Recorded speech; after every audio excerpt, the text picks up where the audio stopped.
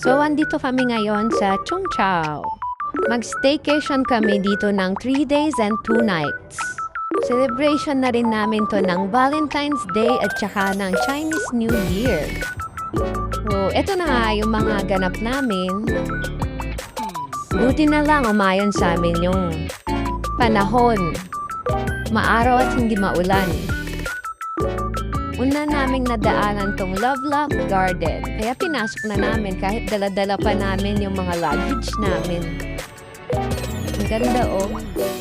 May forever ba talaga kaya? Ang daming nakalak na puso. Iniisip kong sila pa kaya hanggang ngayon. Pagpasok namin sa hotel, nag-check-in kami kaagad. Tatayan si Aling Maliit o sayaw ng sayaw. Wala, sige bira. Sa pagkakaalam ko, isa lang tong hotel na to sa Chung Chau. Tayan na nga si Mayor on the post pa. Karamihan kasi na pwedeng pagstayan dito sa Chung Chau is mga Airbnb. Kalapag namin ng mga bagahe namin, una naming pinasok tong My Art Souvenir Shop. Magaganda, ang daming anik-anik. Ang daming sarap bilhin. Kaso kulang tayo sa bala. Kaya mag-window shopping lang muna tayo. Tingin-tingin lang. Si Aling Maliit nagtuturo na oh. Ang ganda din ng mga accessories kasi mga gawa sa shell. At kung ano-ano pa. Ito naman si Aling Maliit, pahawak-hawak na. Huy, makabasag ka dyan girl. Baka si daddy mong ibayad ko, walang tatanggap. Naman ang itsura ng Lutheran Village sa umaga. Mga nakapaskil na mga sinauna-unang larawan. Mula pa ata sa mga ninuno nila eh. Maganda din yung side na to kasi dahil sa Chinese New Year, ang year ngayon is Year of the Horse. Ito na naman si Aling Maliit, parang nakawala sa hawla, takbo ng takbo kahit saan. Dahil maliwanag pa, hindi pa binubuksan yung mga ilaw ng lantern. Kung sino man yung may-ari ng bahay na to, nakakabili pang taba ng otak. Ang ganda ng ginawa niya, display sa labas ng bahay niya. May pinasok pa kami isang shop na bilihan ng mga souvenir na pwedeng pang regalo, mga gift shop. CCC Gift Shop ang pangalan nito. Yung mga mabibili mo dito is about dun sa mga makikita mo sa loob ng theater. Dito ka rin bibili ng ticket papasok sa Chung Chau Multicultural Park. Ang entrance fee ay 28 Hong Kong dollar per person. At paglabas dyan, ito na ang Chung Chau Cinema Multicultural Park. Malawak-lawak din siya. At worth it ang 28 kasi marami ka rin matututunan about sa culture nila. Meron din silang band festival. Kaso ginaganap yon tuwing end ng February.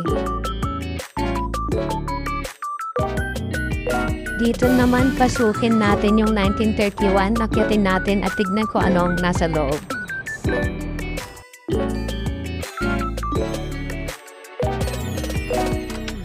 Dito may mga pinapakitang iba't ibang larawan. Pero mas nakakagulat yung pang-apat na larawan kasi may nahagip na multo. Nagpa-cute pa nga. Dapat sa dila pa yan. Ito na yung loob ng cinema. Walang mga katao-tao dito pero pwede mong gamitin yung mga nakalagay dyan at pwede kang gumamit ng outfit nila para mag-photo taking. Yung prosecutor niyo pagod na. Si Aling Maliit pa. Yung daddy ko nakulong na kasi pala inom. Acting lang pala. Kala ko totoo na.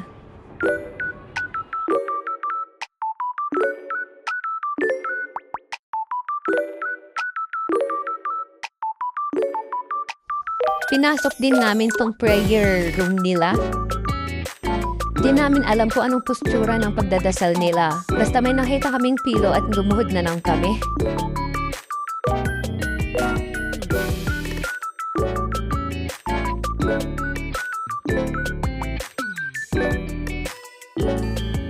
May mga ticket booth din para makapasok sa loob. Pero pagpasok mo, wala namang laman. Mayor, pabili nga isang ticket dyan. Sa kabila daw. Aling maliit, pabili ng isang ticket. Salamat. Akala namin sinima na yung pagpasok eh. Pero, wala. Yan lang. Ganyan lang.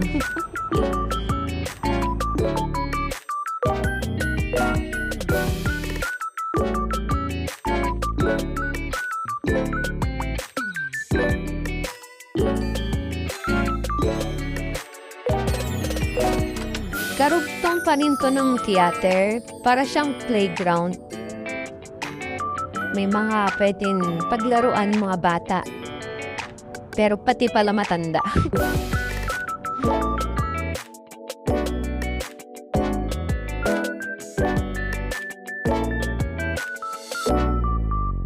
Si Mr. Cupido titira na. Kaso, sablay. Kasalanan pa ng pana kasi sira daw.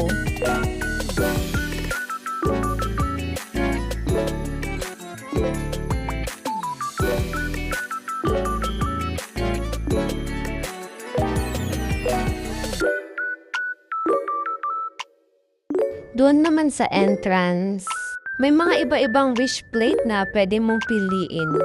Free na yon na ibibigay nila kasama ng binayaran mo sa 28 Hong Kong dollar. At dahil tatlo kami, tatlo din ang binigay. Kaya ang pinili namin is yung good health, happiness, at saka good relationship.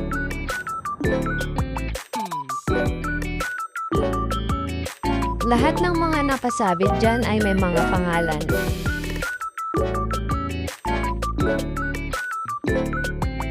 Kailangan muna naming i-translate lahat ng mga nakasulat doon para alam namin kung saan isasabit.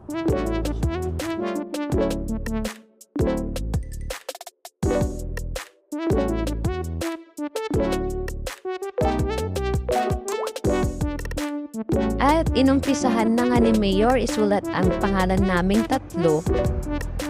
Kaso halos lahat ng pen ayaw na sumulat. Wala nang ink.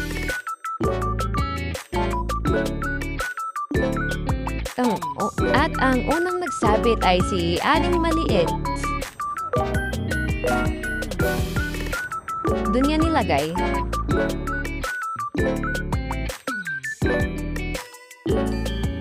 Pero nilipat ni Mayor sa taas para daw kitang-kita.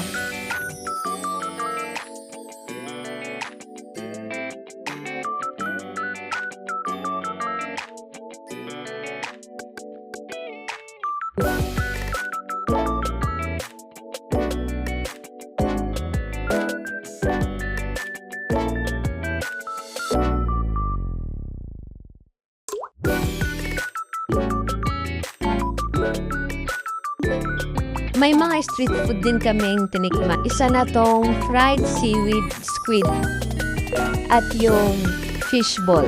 Meron pang mga iba pero wala na sa video. Ito naman yung tanawin na katabi ng ferry pier. Ito yung port ng mga fishing boat. May mga nakaparada ding mga bike. May mga iba't ibang rental bike din at magkakatabing mga restaurant.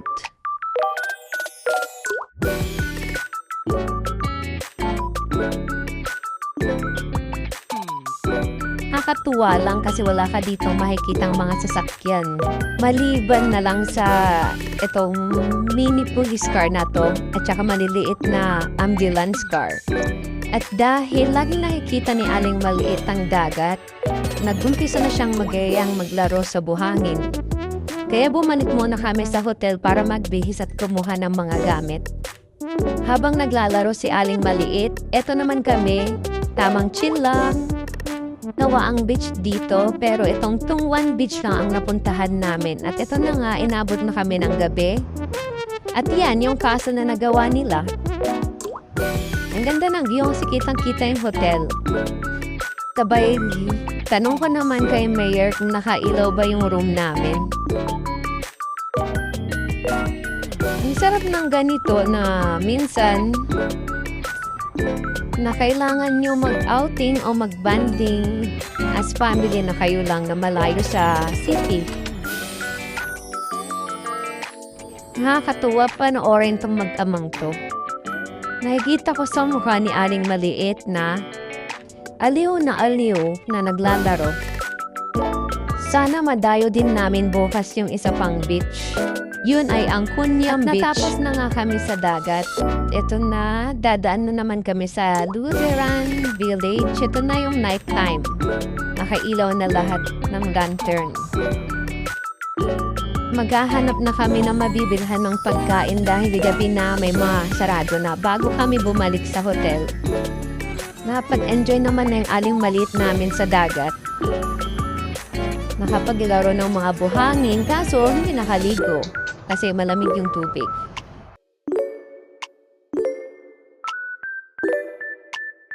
Marami ng saradong mga restaurant dito kasi mga alas 8 na ata to.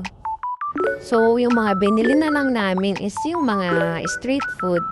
May mga kanin naman at saka noodles. At heto na nga, paakyat na kami sa hotel namin. Nauna na yung mag-ama. Nakakapagod lang kasi hagdan at paakyat ang daanan, pati kalsada. Ito yung nabili na ngayong pagkain sa labas kanina. Si Aling Maliit di pa rin pagod. Grabe, napaka-hyper. Walang kapaguran. Sigurado to mamaya bagsak.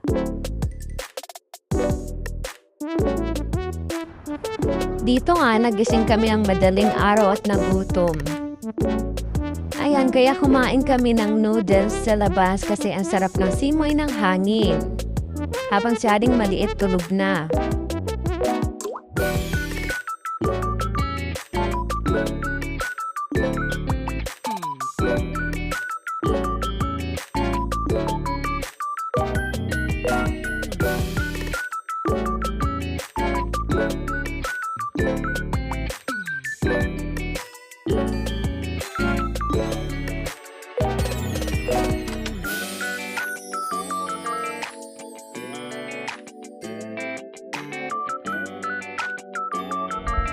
Yan naman yung view sa labas ng hotel namin sa gabi. Madaling araw na yan.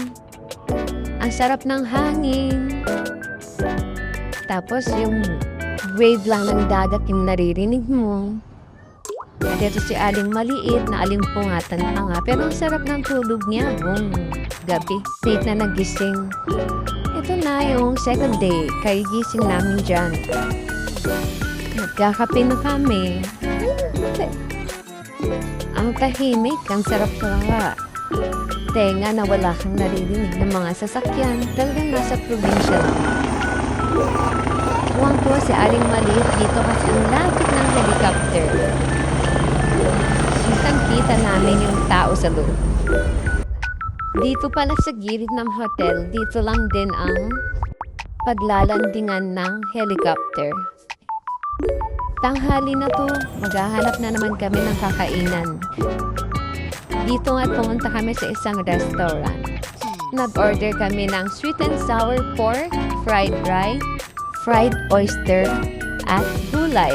Tapos sabaw. Kailangan namin ng lakas para makapag-ikot-ikot ulit. Mura naman yung mga pagkain dito. Nakaka-satisfied. Busog na busog kami. Simot namin lahat.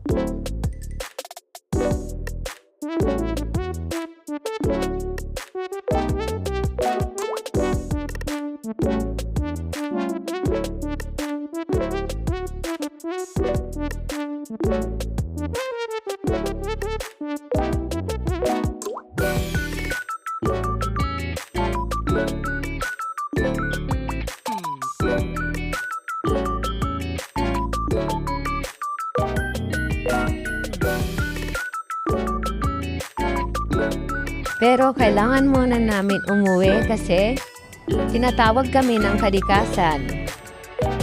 Mahirap gumala na natatae ka.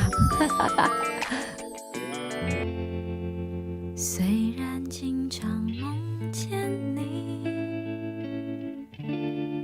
还是毫无头绪。外面正在下着雨，今天是星期几 ？But I don't know， 你去哪里？虽然不曾怀疑你。还是忐忑不定，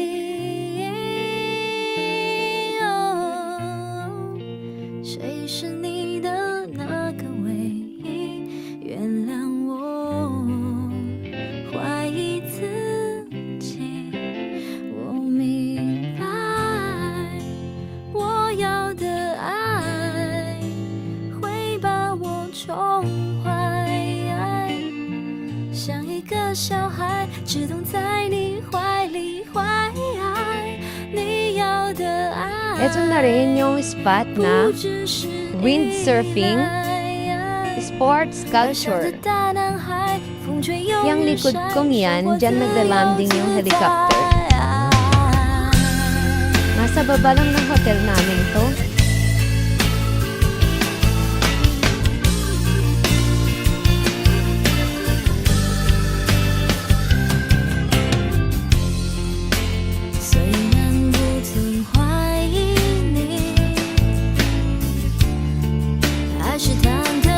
At para mas lalo naming maikot ang Cheung Chau, ayan, nag-rent kami ng Selecta bike. Kaso nga ang dami-daming mga aso ditong gala. Sayang at hindi na videohan kung paano kami nakanal kanina.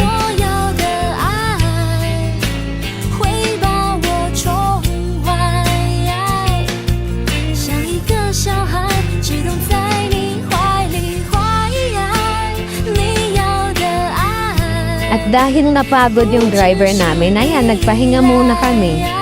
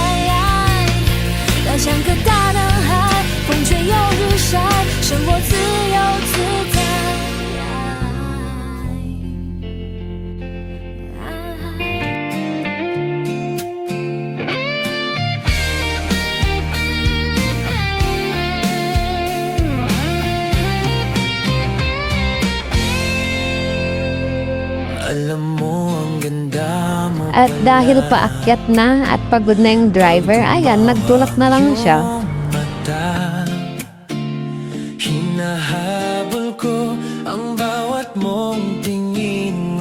Padihim na rin ito, kaya tinaan muna namin si Aling Maliit sa park. Nasa baba lang din ng hotel namin ito.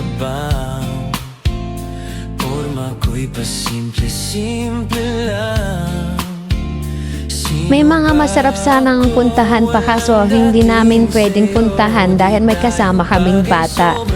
Katulad nung pavilion, tsaka yung ancient rock carving, campsite pa, at mga hiking. Pabalik na kami sa hotel, ayan. Dahil walang swimming pool, eto na lang, sa bathtub na lang kami mag-swimming.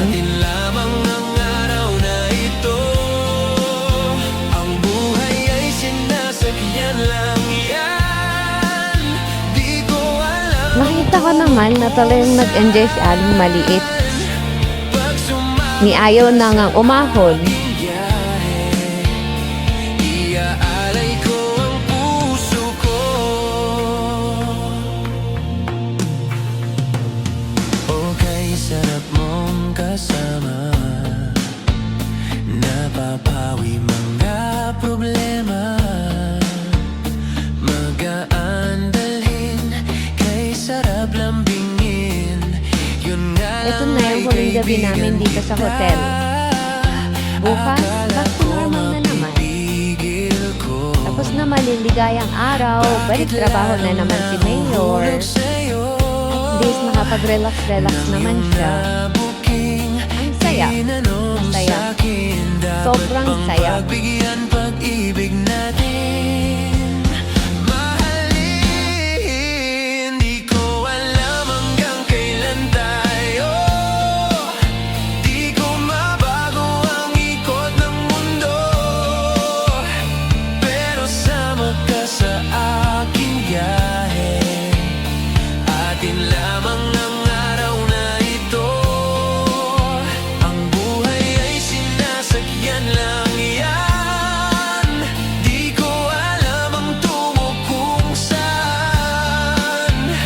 Pag sumama ka sa aking biyahe, Tamang sayo naman yung dancer na mag-ama. Ayan. Ang pa ba magmamana yung batang yan? May pamasahe si Mayor? Uy, baka may kapalit yan ah. Ibang masahe yun. Ops, sandali ng mga isip. Ito na nga. Pang third day na namin. Kailangan na namin bumalik sa one side. Balik trabaho na naman si Daddy. Pagka-uwi, diretso trabaho na. Nag-enjoy kami. Sobrang enjoy. Ang sabi, sarado'y wag ko raw